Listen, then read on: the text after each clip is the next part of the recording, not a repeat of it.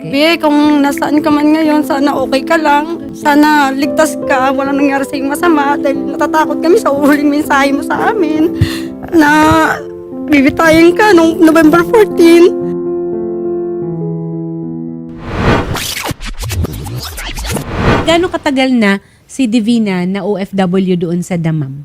Bali ma'am, padalawang alis niya na ma'am yan ngayon. Nitong huling alis po ma'am niya, nung nag-arrive po ma'am siya doon ng June 5. Ito bang binalikan niya, bagong kontrata ito o parehong employer doon sa una? Bago po.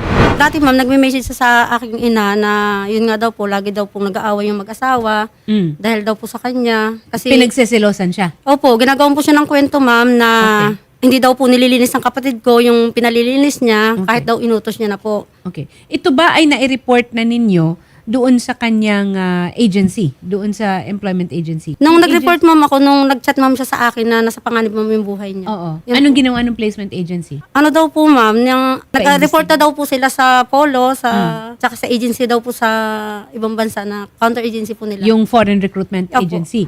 Yung text niya ma'am sa akin, delikado na daw talaga yung buhay niya ma'am nung November 14. Sinusubukan natin na makausap yung Job Asia Management Services, yung welfare officer nila doon na si Ma'am Lala Dagsaan ay gusto na natin makausap. Pero unahin muna natin yung action woman natin sa OWA, si Attorney Sherilyn Malonzo.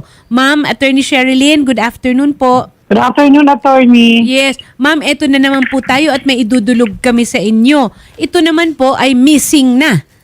Wala na silang contact, nagngangalang Divina Yap, and wala rin pong update yung placement agency. Ano po ba ang tamang proseso na dapat nating sundin dito? Yung base po sa database namin, attorney, yung SRA niya po, based sa report, is second employer niya.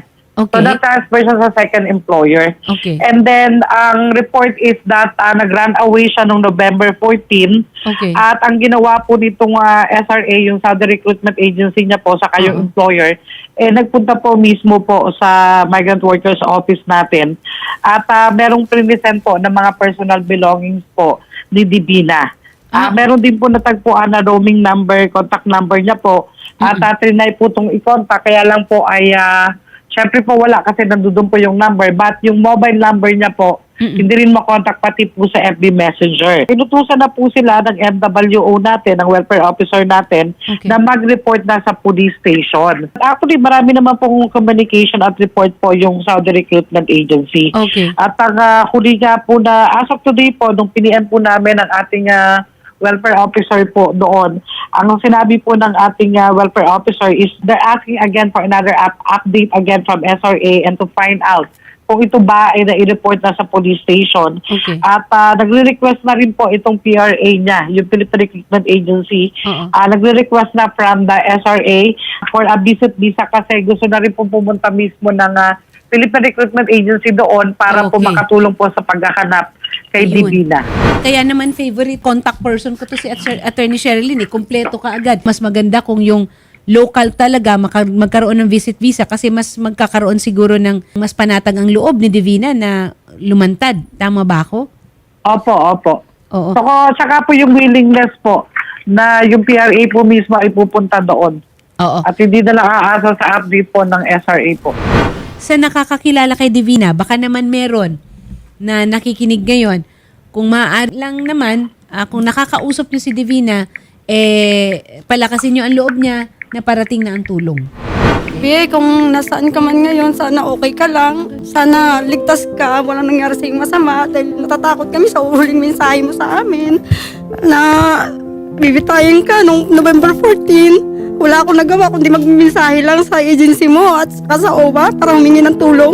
Hindi ka namin matulungan. Sana po kung sinong nakakakita o nakakilala sa aking kapatid, ipagbigay alam na lang po ninyo kay Sir Rapi Tulfo po kung sakali po na matagpuan niyo pa siya. Wala ba kayong nakausap na kaibigan ni Divina? Walang tumawag sa inyo? Walang Wala nagbigay ma'am. ng Ang kaalaman? alam ko po talaga wala po siyang kaibigan sa Saudi po. Si ma'am sa Damam po ma'am siya, naka-assign po ng kanyang pangalawang employer niya ma'am. Sinama ma'am siya nung November 10, nag-message po siya sa aking ina na isasama daw po siya ng 2 weeks sa bundok ng Makkah.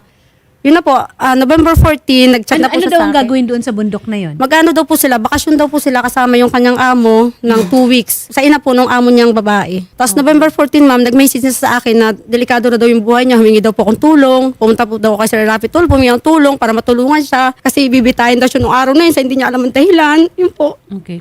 So, naibigay mo ba itong impormasyon na yon doon sa, na dadalhin siya doon Opo. sa bundok? Nung gabi din po nung November 14 na mga 7, before 8 po yun.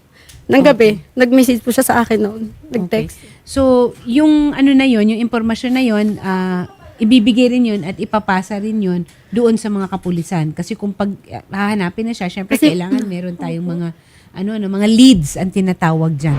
Nag-aalala lang ma'am ako. Kung nag-run away ma'am siya, 3 months na po kasi siya Yun na nawawala nga, eh. yun rin ang Wala ma'am inaano kasi ko. kaming idea kung may mapupuntahan ba siya o wala. Ang alam ko talaga ma'am, wala siyang mapupuntahan. Kasi wala siyang kakilala doon. Yun po talagang alam ko.